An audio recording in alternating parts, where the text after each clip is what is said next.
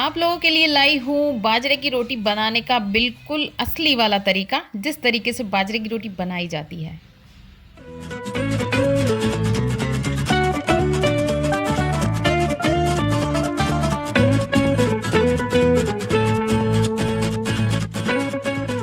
Hello everyone, दोस्तों आज हम बना रहे हैं बाजरे की रोटी। बहुत लोग मुझसे पूछते हैं बाजरे की रोटी कैसे बनाते हैं, तो फिर मैं आज सिखा रही हूँ बाजरे की रोटी मैं कैसे बनाती हूँ। कहते हैं मैंने बाजरे का आटा छान लिया है और इस तरीके से थोड़ा साइड कर लिया है और थोड़ा आगे, क्योंकि इसमें एक साथ सारा आटा नहीं गूंथते हैं, थोड़ा थोड़ा करके जितनी रोटी का होता है उतना आटा मिक्स करते जाते हैं और फिर रोटी बनाते जाते हैं। तो पानी मैंने ले लिया है थोड़ा गुनगुना। अब मैं इस आटे को मिक्स करूंगी।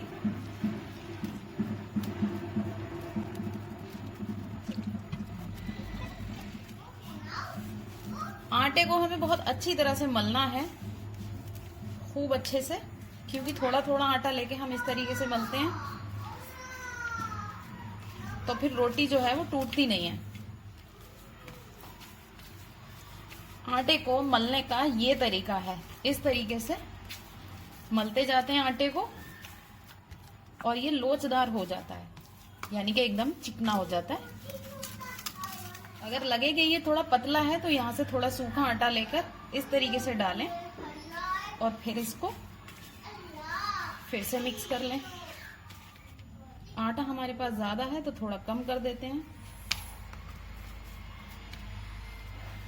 और थोड़ा सा पानी लगाकर फिर से ऐसे मल लेते हैं। अब आटे की बना लेंगे लोई इस तरीके से, यहीं पर ऐसे।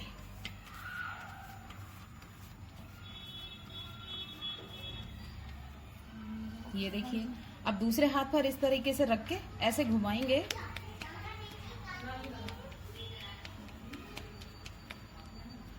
ये बन गई हमारी लोई। अब इसमें थोड़ा आटा ज्यादा लग रहा है मुझे रोटी के हिसाब से, तो इस तरीके से इस उंगली को यहां लगा के ऐसे घुमाएंगे तो जो एक्स्ट्रा आटा होगा, जितना हमें निकालना होगा, वो इस तरीके से निकल जाएगा। फिर इसको ऐसे हटा देंगे और बस इसको इस तरीके से घुमा देंगे।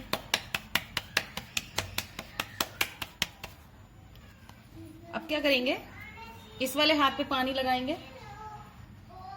इस तरह रखेंगे, नीचे से दूसरे हाथ पे लगाएंगे और इस तरह रखेंगे। फिर सूखी वाली साइड इधर आ गई। अब हम इसकी चकेल बनाएंगे। अंगूठे से किनार, अंगूठा और उंगली से, ये दोनों वाली उंगली और अंगूठा लेना है, इस तरीके से किनार को दबाते हुए पूरा राउंड करना है हमें कंप्लीट।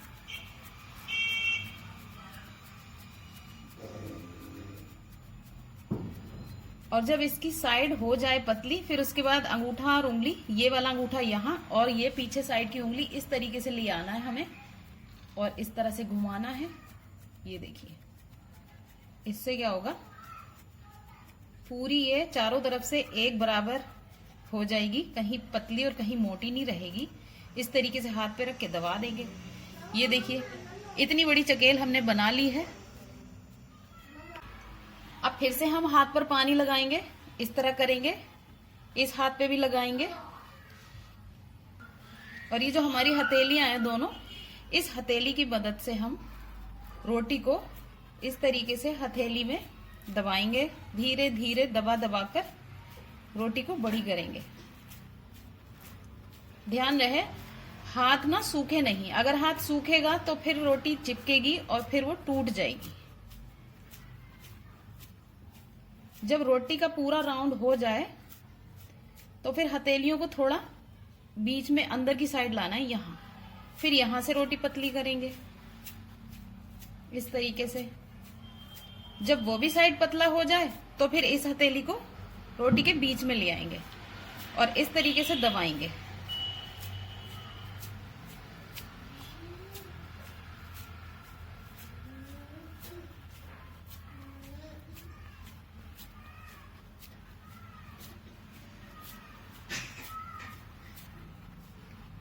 ये देखिए, रोटी हमारी चारों तरफ से एक सी हो गई है, कहीं से पतली और कहीं से मोटी नहीं है। अब हम इसको तवे पर डाल देते हैं। तवा मैंने पहले से ही मीडियम गैस पे गरम कर लिया, तो रोटी को डाल देते हैं हम तवे पर। कितनी बढ़िया लग रही है, ये देखिए। अब इसी तरीके से हम बाकी का आटा भी मिक्स कर लेते हैं दूसरी रोटी के लिए। तो रोटी हमारी एक साइड से हो गई है। अब हम क्या करेंगे, इस तरीके का पतला सा स्पैचुला ले लेंगे, उस पे लगाएंगे इस तरीके से पानी और फिर साइड से लगाते हुए रोटी को पलट देंगे। ये देखिए कितना अच्छा कलर आया है रोटी पर। अब इसे इस साइड से भी सीखने देंगे। पहले मुझे भी रोटी बनाना नहीं आती थी बाजरे की, हमारी अम्मी ही बनाया करती थी रोटी। लेकिन फिर क्या हुआ, अम्मी के जाने के बाद, मेरे डैडी को रोटी खाने का बड़ा शौक है बाजरे की, तो अम्मी के जाने के बाद फिर मैंने रोटी बनाना शुरू की। पहले तो मुझसे बहुत टूटती थी रोटी, मोटी मोटी, कहीं से मोटी और कहीं से पतली होती थी। फिर क्या किया, मैं रोज बनाती थी रोटी उनके लिए। तो बनाते बनाते धीरे धीरे रोटी पतली हो गई, रोज उस पर प्रैक्टिस करने लगी मैं, तो रोटी मेरी धीरे धीरे अच्छी होती गई। और देखिए आज मैं बहुत अच्छी सी रोटी बनाने लगी हूं। तो मैं बना सकती हूं तो आप लोग क्यों नहीं बना सकते? बस इसमें थोड़ी प्रैक्टिस की जरूरत है। थोड़ी सी प्रैक्टिस से बहुत अच्छी रोटी बन जाती है बाजरे की। अब देखिए, पहले तो मैंने आपको धीरे धीरे बताई थी, अब मैं अपनी स्पीड में रोटी बनाती हूँ।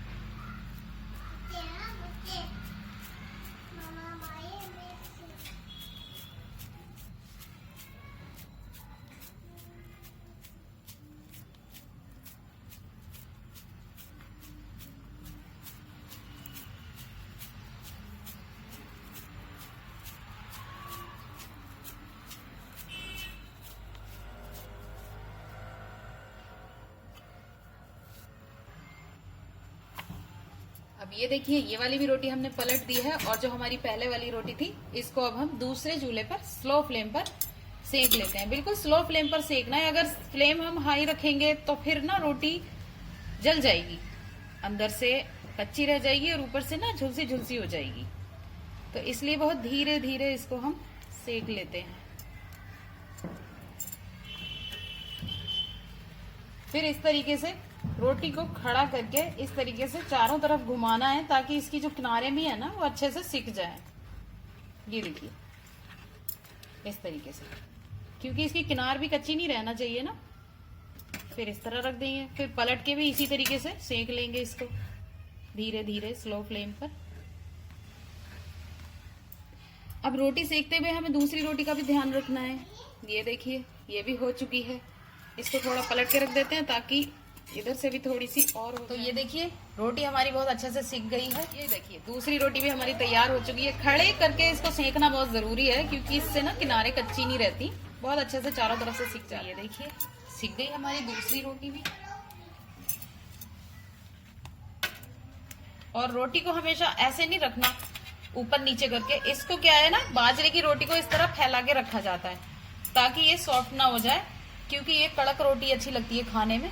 इसीलिए मैं इस रोटी को इस तरह सुरख करके सेकती हूँ, ताकि क्योंकि मेरे डैडी को सुरख रोटी और एकदम करारी पसंद है, तो इसलिए मैं इस तरीके से रखती हूँ। तो दोस्तों बताइए आप लोगों को मेरा ये तरीका समझ में आया रोटी बनाने का?